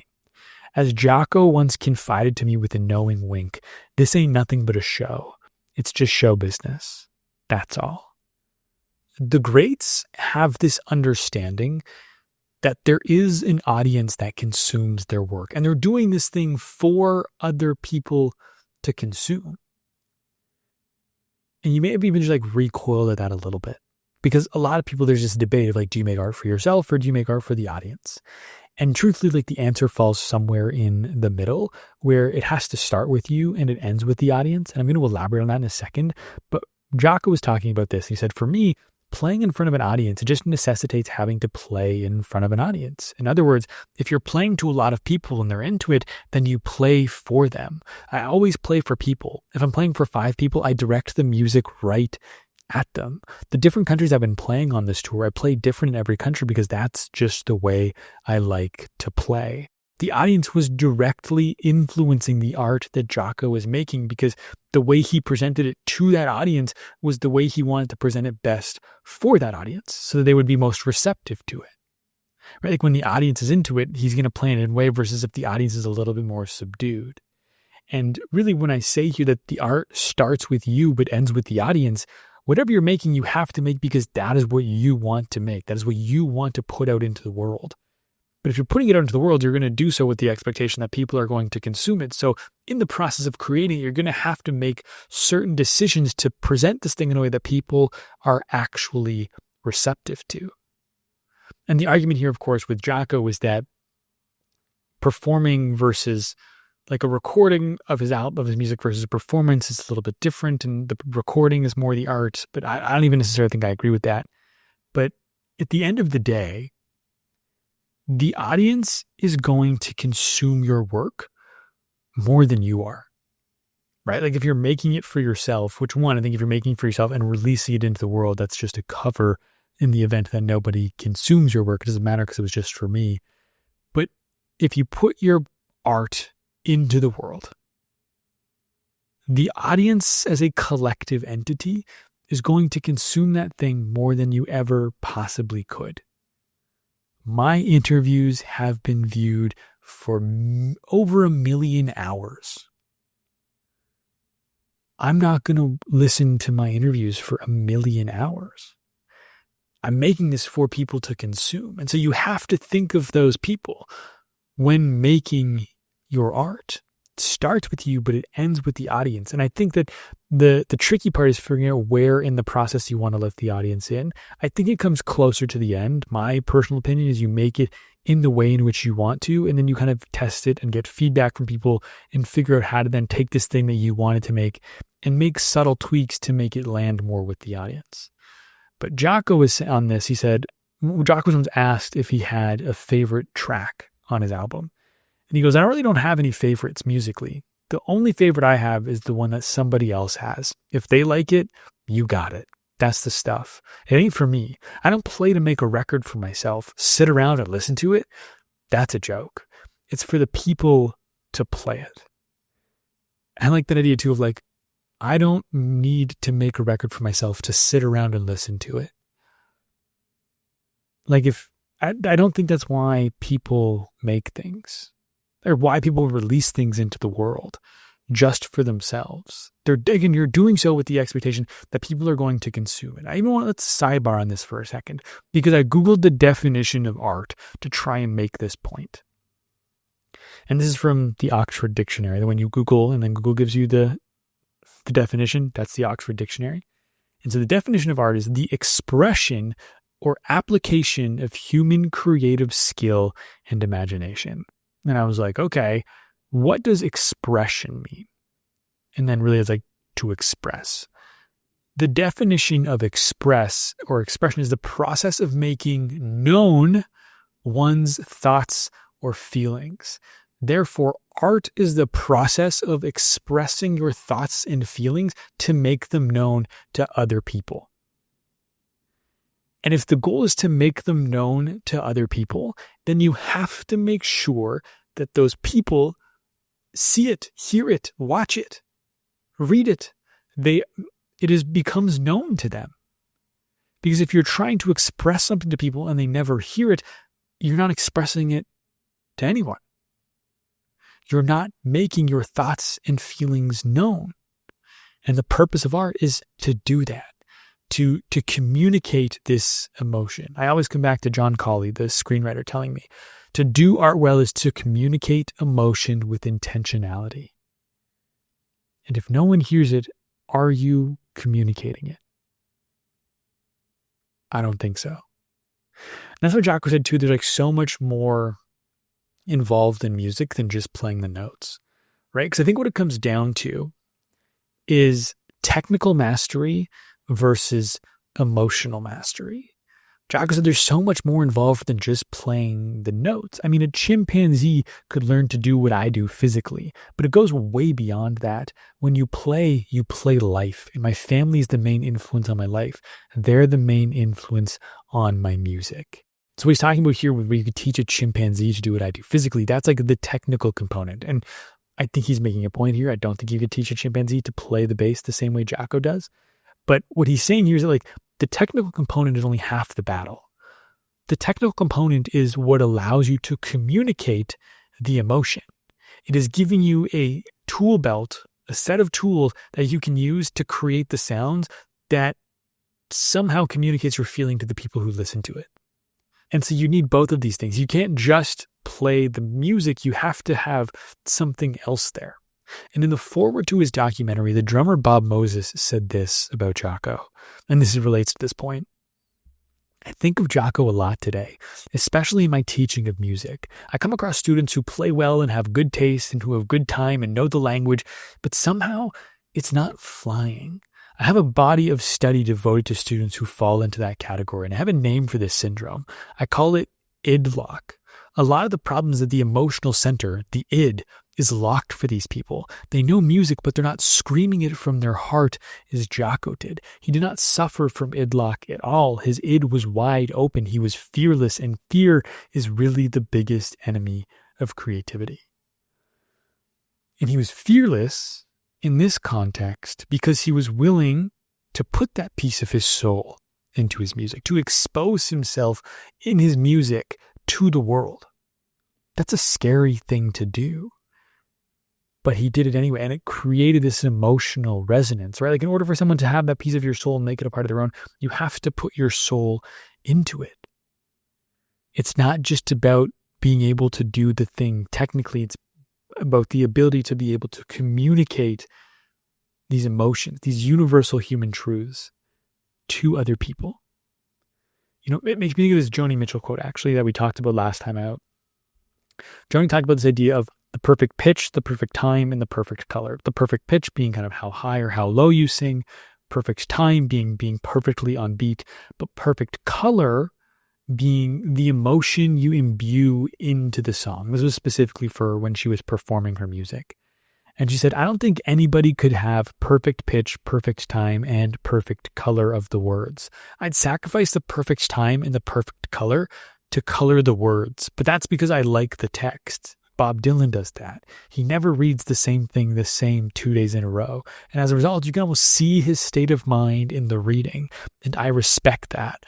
I think that's emotional honesty. When you're saying the reading here, you're just talking about the performance, like the reading of the lyrics, but as you sing them. And what she's saying here is if she could only have one of those things, it would be the perfect color. Like the technicality of it doesn't impact the audience in the same way. It's the emotion that you put into your art that connects with people. And if you aren't able to do that, your music is not going to connect with people. And that's like, there's this quote, I think his name's Arthur Schnabel or something like that. He was an Austrian composer. And he had this quote where he won't he won't do a second take on something because the second take might be better than the first take, but it won't be as good. And what he's saying in that context is that like when he's recording the song on the piano and he's doing it in the moment, like all of his emotion is there and he's improvising it and he's communicating how he's feeling through the piano. And then when he listens back to it, he goes, oh, I could have done those notes better. And then it would have been more mechanic and the emotion would have been gone. And therefore the music, that song would not have been as good. The emotion you put into your music, into your art is the most important. That is what people are going to connect with. The challenging thing with this is there's this push and pull between technical mastery and emotional mastery. Because in order to achieve technical mastery, like we've talked about, it requires immense focus, this obsession that's almost like detrimental to everything else outside of it. And I believe that in order to achieve technical mastery, that is important. But the problem is the things that is detrimental to include your art. Because what makes your art impactful is the emotion. And where the emotion comes from is your life. But in order to live your life, you can't then only be focused and obsessed on this one thing. And so it's this weird contradiction where it's like you need to go all in, but you can't go too all in for too long because then you run out of things to say. And you need things to say in order for these technical skills you've built up to mean something to somebody else. Your art gets its life from yours. You know, even if we come back to Joni Mitchell, she, after her third album, kind of felt like she was getting too famous too quickly, that she said she had to take a bit of a sabbatical to keep my life alive and to keep my writing alive. Because if I tour regularly, constantly, I'm afraid that my experience will be too limited to the experience of the applause and the hotel room. And so after her third album, she took a sabbatical. She ran away to Greece. And the punchline of this story is that she ran away to Greece. She finally came back. She wrote an album about her experience in Greece. I have chills right now saying this story. And that album became Blue. And Blue is one of the greatest albums ever made. Rolling Stone listed it as their number 3 greatest album ever made. I think they put up a list of the 500 greatest albums. Blue was 3rd. And the reason that album was possible was because Joni took a break and just went and lived her life. And she came back and wrote this deeply personal album about her life and what she experienced. And kind of in that note of like this deeply personal album, we talked a little bit briefly earlier about this idea of like wanting to be original, and it's not being original, it's building off of what came before. But I think making originality the goal is a bit of a misleading target because like we've kind of talked about, it's impossible. The goal is not originality. The goal is to be personal. The goal is not to be original. The goal is to be personal. There's this Jaco quote I was going to read off to you here earlier, but I didn't feel like it fit. But I think it might fit better now. I listen to whatever's in the air wherever I'm at the time. I don't like to listen to music too much. It's what I do for a living. I like to play ball, go to the beach, have fun. Music is too much work, so I try not to listen to it too much. And the point I was going to make with that quote was like, Jaco, yes, is focused on his craft when he's focused on it, but outside of the time he's working on it, he lives his life. He makes sure he's incredibly focused in the moment while he is doing the thing. And then outside of that, he kind of just takes that time to recharge.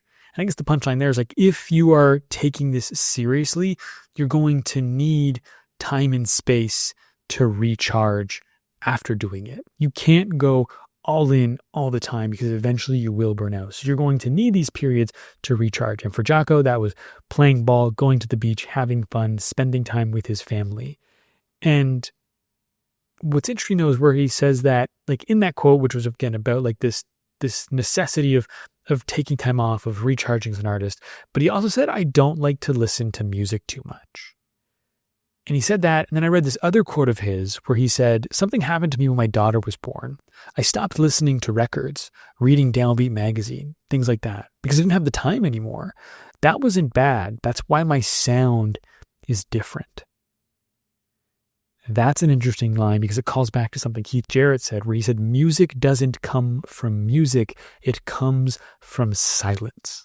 And the idea is that you build up this back catalog, you grow your roots, and when it comes time to make the thing, you're not trying to make the thing that sounds like what you've listened to, because your purpose as an artist, again, is to communicate these thoughts you have in your head, these feelings that you have in your heart with other people. And you have to figure out how to use the instrument in the best way, or to write the words in the best way to communicate that thing that is authentic to you. Right? If the goal is to be personal, you're not going to achieve that by listening to other music and trying to make stuff that sounds like that. You don't want to become overly influenced. And I think where this can happen is you stop trusting yourself. Right? Like you think you need to hear how somebody else did it. You need to kind of like someone to point you in the right direction. But I think the takeaway here is like, just trust yourself. You know what you're doing. If you've done the work to build up the skill, you've grown your roots, you not only have the skill, but you have the knowledge, you're going to be able to do the thing. Just trust yourself that you can make it in the way that is best for you, in the way that is most personal. And the best place to truly find inspiration is where no one else is looking. Like if you're trying to push the culture forward, if you're trying to build off of what came before, you're going to have to do that by looking ahead. You're not going to be able to build off of what came before if you're only looking side to side or looking backwards. You have to look ahead. And you're not going to be able to create something, quote unquote, new if you're just looking at what everybody else is doing. The best place to look for inspiration is where no one else is looking. And the easiest place for that inspiration is in your own life, because no one else is looking at your life for inspiration. And other places like that's like the obvious one, but there's a couple ways that Jaco did this in his career. Like people often complimented him that he could make the bass sing.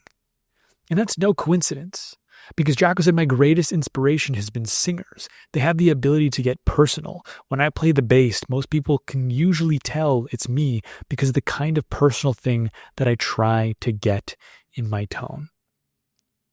Before Jaco played the bass, no one made it sound like singers, but that's what Jaco was trying to do, because the singers were able to communicate an emotion in the way they performed their songs, in a way that Jaco wanted to communicate with the bass. Like he had these feelings, he had this, we'll say the emotional mastery, and he had to figure out how to technically present that with the bass guitar.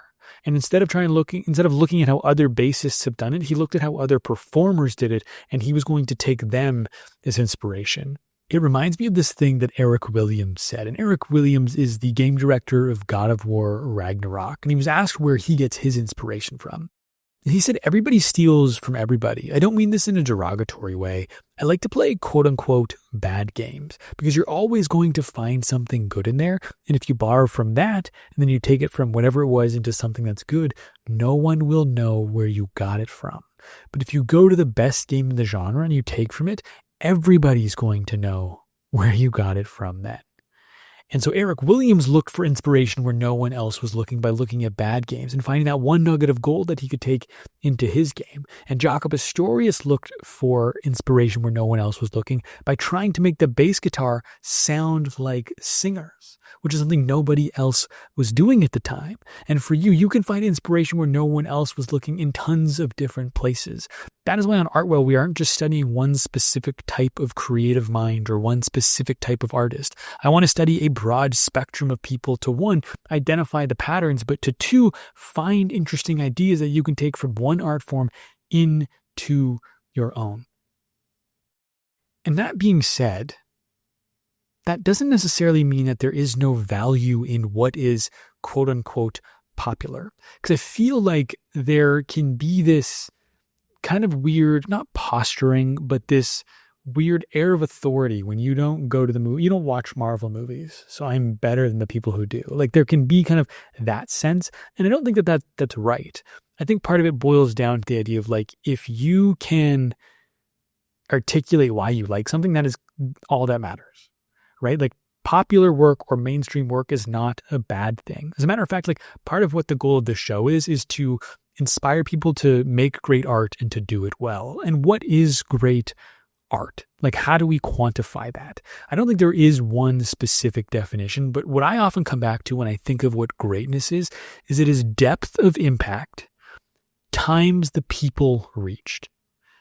I think that's what makes something great. Like you can reach a lot of people and have no impact. That's not great. You can really impact people, but not too many people see it. So that can't be great. I think greatness is a combination of these two things. I think the popular work, the mainstream work, the work that everybody watches doesn't mean that it's a lesser form of art than something like a black and white Polish art film. Like both of those things are still art, and you aren't better or worse for someone based off of the type of thing that you like. Again, I think it comes down to your articulation of why you like that thing. That is the most important. We talked about James Cameron, how James Cameron makes art for other people to watch. He says he has a mainstream taste in movies, and so he makes mainstream movies. Like that is not a bad thing. And what's interesting about what is popular, whether it is the stuff that it's impactful, or even the stuff that isn't, is I think that popular culture is the gateway. Like Jaco was asked about the type of music he listened to growing up, and he said mostly popular music. Elvis Presley, Beatles, James Brown, Sinatra, whatever. At that period, that's when I was coming up, like let's say the 60s. Whatever was like hip then, that's what I was checking out, mostly from the radio. Whatever you see on TV. That sort of stuff.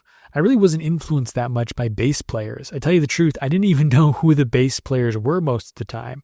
You know, you just knew who the singer was. And this is obviously like another reason as to why Jaco's music sounds like singers, because that is what he grew up listening to. Like he didn't know who the bass player was. He just knew the singer. So he was trying to replicate the singer on the bass. Like that's where his influences came from. But again, I think popular culture, pop music, popular films are the gateway. Right? Like people more often than not fall in love with film, fall in love with music because of what is popular when they're growing up as a kid. That is the gateway. That is an incredibly important purpose to what is popular. It is the gateway to getting people in here. It is the seedling of inspiration for so many artists. And I don't think that is something that we should look down upon in this striving to make great art, that just because something is watched for a lot of people watched by a lot of people means that it is bad. You have to be open to everything. Be open to what is popular. Be open to what you don't know. Be open to what you don't like. Be open to trying anything. Because you never know where inspiration is going to come from. Closed minds do not get ahead.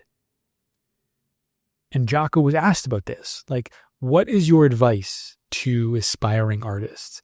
And he said, keep your minds open. Keep an open head about music. I grew up in Florida where there was no real musical prejudice. There was all sorts of music. Everybody was playing everything from Cuban music to symphonic music, everything. Whatever you wanted to hear, you could hear it. When I first came to New York, it was like everybody just wanted to play jazz. They didn't know about rock and roll. They didn't know about funk. They didn't know about anything. All they wanted to do was jazz. But I grew up in Florida and everything was a hit. So I was fortunate enough to be exposed and be able to play with all different types of musicians. You know, I played in this country band for a year. I had a ball. I love country western too, if it's good. I dig it. But whatever it is, just to keep an open mind about everything. That's about my only advice. And keep listening. Keep your ears open. This vast musical upbringing gave Jaco such a vast musical palette to paint with. Like he had so many different inspirations that he could pull from. Like this is what he's talking about when you're growing your roots. It's knowing all of these things. And it's even if you don't like them, being open to them. Right? Like he talked about how New York was kind of closed off to just jazz. And I think if Jaco had grown up only listening and playing jazz, we don't get the Jaco Pastorius that we all know today.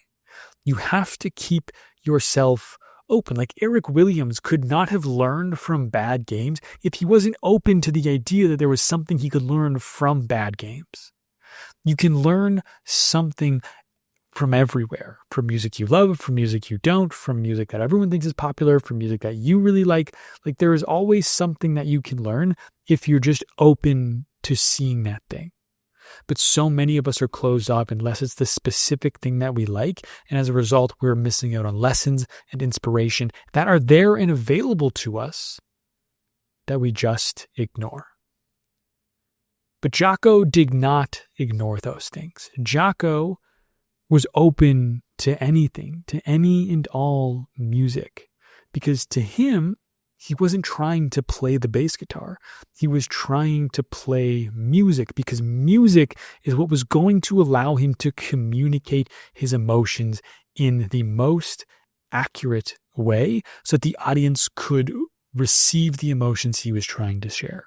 And what this kind of boils down to with Jaco was that Jaco wasn't just trying to play the bass. He was trying to play music. Like to him, his instrument was a tool to convey a specific emotion. He was going to convey that emotion in whatever way was most truthful to the emotion. It wasn't just about how someone on the bass would play it. It's how he could create music, pulling from all these different backgrounds and from singers and all these other instruments that he knew in order to accurately represent the emotion he was trying to convey. Wayne Shorter was a saxophone player who played with Jaco in Weather Report and in Joni Mitchell's band. And talking about Jaco, he said he was actually saying that just to be a bass player keeping time is out of the question. The bass is an extension of what he wanted to be, himself and other things. Just like Miles Davis said one time, "I'm not a trumpet player. I really don't play the trumpet. The trumpet is a fountain pen or a plume to tell a story. And if you train on just what a trumpet is supposed to sound like and supposed to be, you're going to miss the story." Jaco was the same thing. The bass became a fountain pen. Before I wrap up this episode, I want to talk about the other side of Jaco Pastorius. His biography was titled The Extraordinary and Tragic Life of Jaco Pastorius. And we've talked about the extraordinary side, this incredible musician who changed music forever.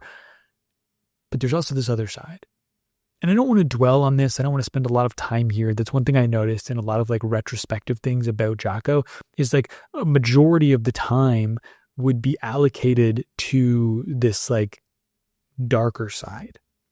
And it is important and I don't want to ignore it, which is why I'm speaking about it here.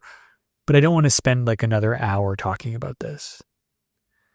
But to kind of give context, at least before we really get into this, at 24, Jaco releases his debut album and kind of announces himself to the world as the greatest bass player alive. He also gets into Weather Report. He joins Joni Mitchell's band. At 31, he's homeless. And he kind of like had periods of homelessness where he'd live on the streets or he'd live in a park and then he'd live with someone for a little bit and then he'd be back on the streets. And then by 35, just over 10 years after his debut album, he would be killed by a bouncer outside of a nightclub in an altercation that turned violent. And that's just like tragic is the most apt word for this. Like how does one of the greatest bass player end up homeless? And Jaco, really to kind of explain all this, we have to go back to him becoming famous. Like he stepped onto a rocket ship. Like he puts out his debut album, which changed music, changed people's perception of what the bass could sound like and what you could do with the bass. He joins Weather Report, contributes to their greatest commercial record, and then he joins Joni Mitchell's band, and Joni Mitchell is a pop star. Like Joni Mitchell is a huge deal. Like he went from unknown to fame very, very, very quickly. I don't remember who said this, but it was in one of the documentaries I watched, and someone said Jaco went from obscurity to the flavor of the month, and to see this weird bird evolve into the goose that laid the golden egg was a trip.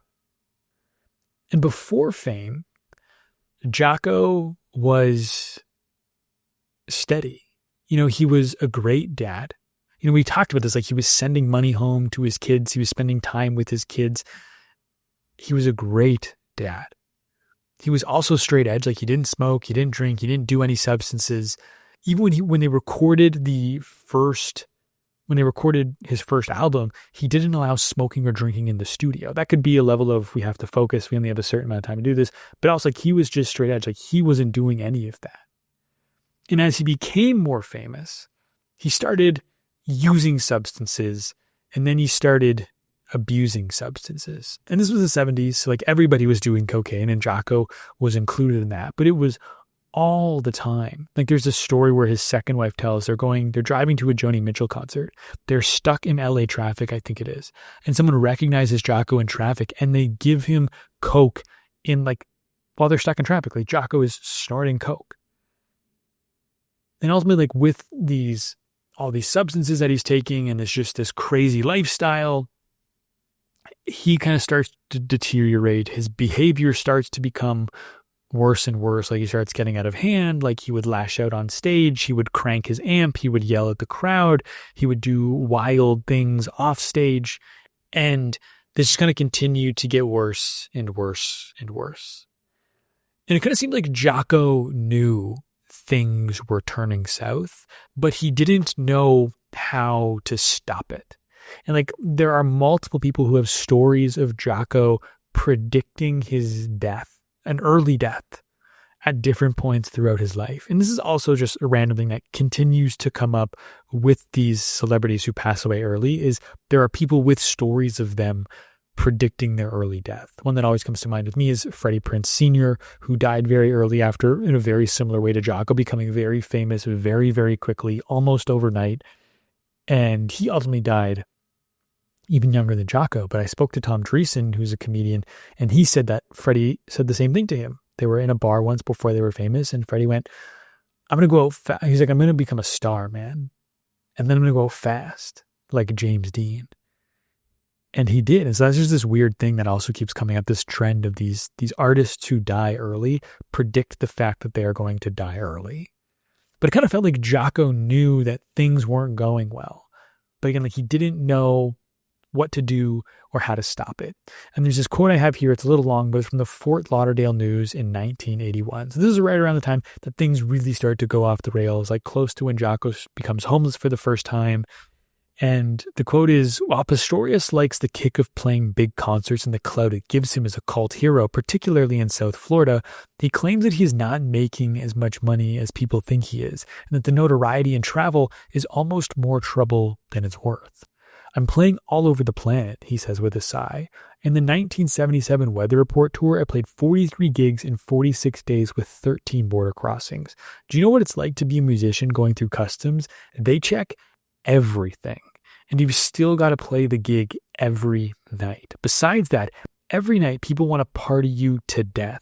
That's the only day they see you. They don't realize that you've been doing this every night. They don't understand if you're not in the mood. So while many of Pastorius's South Florida friends envy his position in the world of jazz and success, Pastorius is envying them for the relative simplicity of their lives. I come home and my friends think I'm rich. I'm poorer than they are. At least they've got a steady gig. That's what I think I'd like now, to stay in my hometown with a steady gig. And so not only is Jaco kind of, his like mental state is deteriorating and he's taking all these substances, it's got to be such a head trip when you get everything you've ever wanted. And then all you want is to be completely rid of it. Like, I can't imagine what that does to a person. And so Jaco's kind of dealing with all of these things. Again, he ends up being homeless. He ultimately gets taken, I believe, by his brother to a kind of like a mental hospital. And he gets diagnosed with bipolar. At the time, he's diagnosed as manic depressive. And his behavior kind of continued to just become more and more erratic. He was in and out of homelessness again. And he was in the hospital for, I think it was like 6 weeks or something like that. And ultimately he was discharged. And things kind of went well at first. He was taking his meds. Things were stable. But then things kind of started to fall off the rails again. And just kind of get worse and worse and worse. There'd be like flashes of Jaco doing great, right? Like you have the swings, the mood swings. But yeah, it just continued getting worse and worse and worse. And there's this quote I have from Alan Robinson, who was a drummer in the CC Riders, who saw Jaco after a while. And he said, he seemed really different to me, so full of angry energy. And one thing people always talk about when they talk about Jaco the performer is the energy that he had on stage. Like when he joined Weather Report, Joe Zawinul said like Jaco was half his age. And so he brought this energy that kind of like revitalized the band. And he was always just giving his all on stage. He had so much energy for what he did.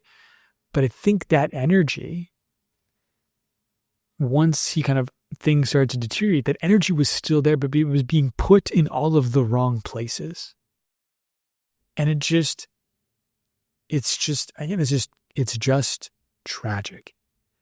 And again, I think that Jaco knew things were going bad.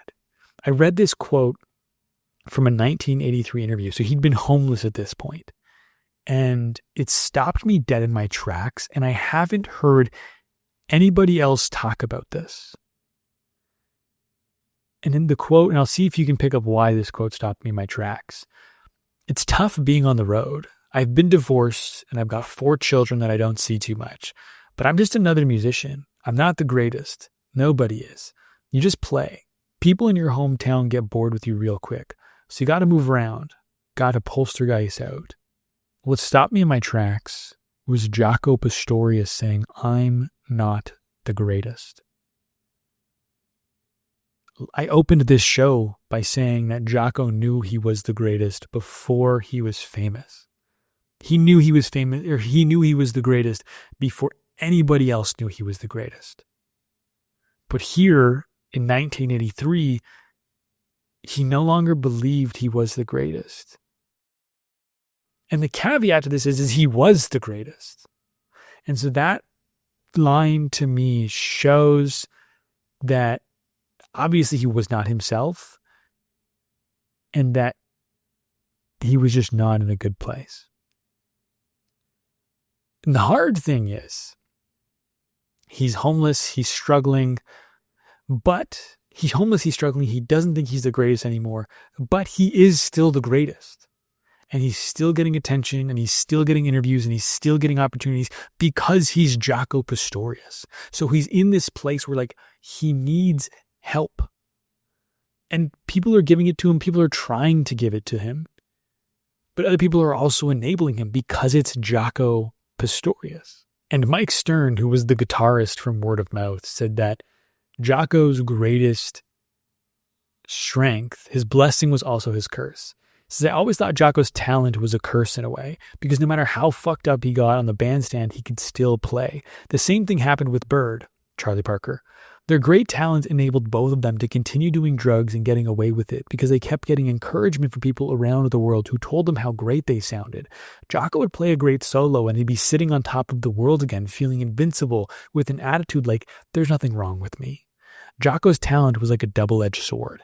It made it impossible for him to see how terrible things really were becoming. I hate that this is how the story ends. I don't want it to end this way. I want there to be a redemption. I want Jaco to get back on track. I want him to put out another great album. But he doesn't. Like I said, Jaco got beat within an inch of his life outside of a Florida nightclub and was taken off of life support a week after that. It's not the ending I want. It's not the ending anybody wants, but it is the ending nonetheless. But what I don't want to remember Jaco for the tragic side of things. I don't want Jaco to be remembered for the way he died. I want Jaco to be remembered for the way he lived when he was doing well. I want him to be remembered for the incredible music that he made. He made great music, beautiful music that revolutionized what people thought could be done with the bass guitar. That is what I want Jaco Pastorius to be remembered for. Not the fact that Jaco Pastorius made great music and was bipolar. And I've seen some people too try to attribute his greatness to the fact that he had bipolar. Like when he had his states of manicness, he was able to create the great music. But I don't think so. I mean, I don't feel comfortable attributing his greatness to that. I feel comfortable attributing his greatness to the fact that he was great, that he did focus, that he did practice, all of these things that we talked about. And even his album, Jaco Pastorius, that revolutionized the bass guitar, was made before his bipolar was really present. And I'm not saying that it was caused by the lifestyle, but as he started to become bipolar, the lifestyle that he was living with the constant partying and the constant touring and traveling and all the substances he was taking was not going to help him. It was only going to make things worse. But that happened over the course of his career. Jaco started his career, again, not from my understanding, he wasn't bipolar at that point. And now that I think about the Mike Stern quote, I don't believe that Jaco's talent was his curse. I think his talent masked the curse, but I don't want to link those two things together. I don't want to say that his talent was his curse. I don't want to say his curse was the reason he had his talent, because I don't believe that. You can't tell the Jaco Pastorius story without both of these things, but they are not one and the same. And the person who put it best, and I think about this quote a lot, is the journalist Steve Rosen. When talking about Jaco, he said, that's what Jaco did. He played. Oh my God, did he play? He had magic in his fingers, but black magic in his head.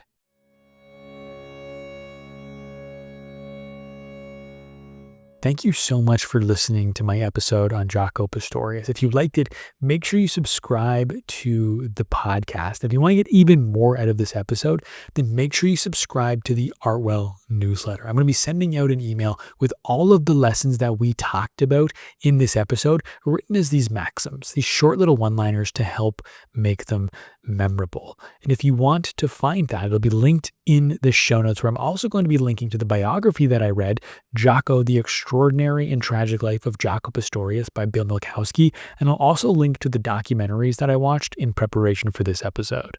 And if you want to support Artwell, I have one simple ask for you. Just send this episode to one friend who you think would like it too. I can promote the show all over social media, but nothing will be more effective than you sending it to your friend and saying, hey, I think you would like this podcast. So if you're able to take 2 minutes and do that, that would mean the world to me. And now, go do your thing. And whatever it is, do it well. Are you still there? If you are, you made it to the special features. The special features is just a quick little thing I like to do where I talk about, kind of give you my thoughts on the art in some way. I might rank things, I might recommend things, I might review things. And today what we're going to be doing is I'm going to be telling you which Jaco Pastorius albums to listen to if you want to try and get into Jaco. And there's 4 albums I'm going to tell you about. 3 are Jaco albums. 1 is a bonus album that Jaco is not on. And so the first album that I think you should go and listen to is Jaco's Jaco Pastorius album. That is the one that really put him on the map. It is where you are going to see his bass guitar playing showcased front and center. I think start there. And then I would move on to Weather Report, Heavy Weather. That is just a phenomenal album, and I think it's great. Jaco, he kind of opens the album. He wrote Teen Town on there. He was heavily involved in the making of that album, and so that is the next album that I would recommend, is start with Jaco Pastorius, then go to Heavy Weather, and then after Heavy Weather, I would listen to the Word of Mouth album. That is Jaco really kind of showing his chops as a songwriter. He's putting together these orchestras, he's writing all of this music. Like, that is a good showcase of what he can do.